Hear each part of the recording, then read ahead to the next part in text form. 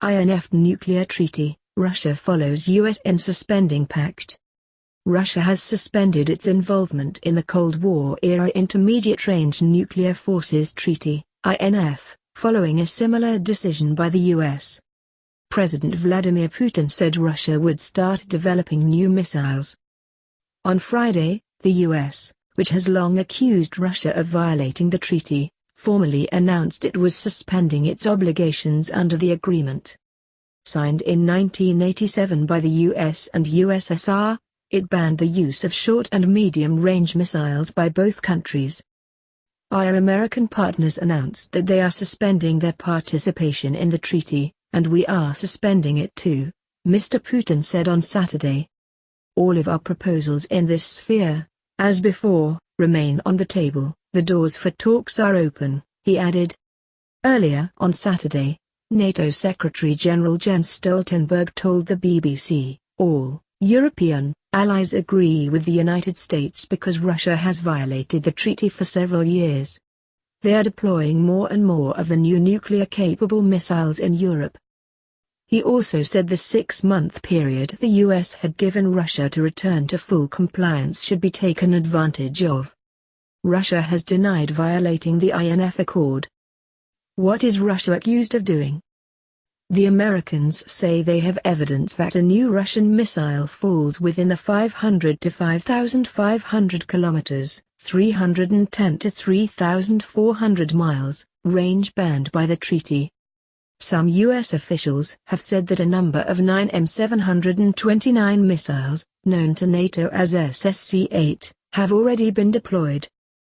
The evidence has been put to Washington's NATO allies and they have all backed the U.S. case. In December, the Trump administration gave Russia 60 days to return to compliance or the U.S. would also cease to honor its terms.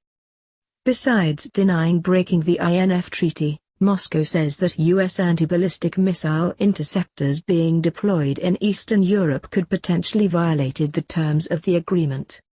What could happen next?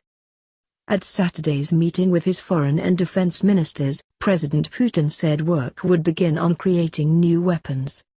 These, he said, included a land-based version of Russia's Sea-launched Kalib cruise missile, and new hypersonic weapons which can travel more than 5 times the speed of sound.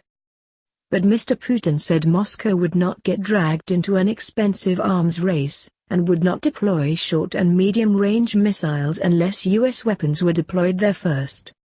Such an arms race would be a major concern for European countries.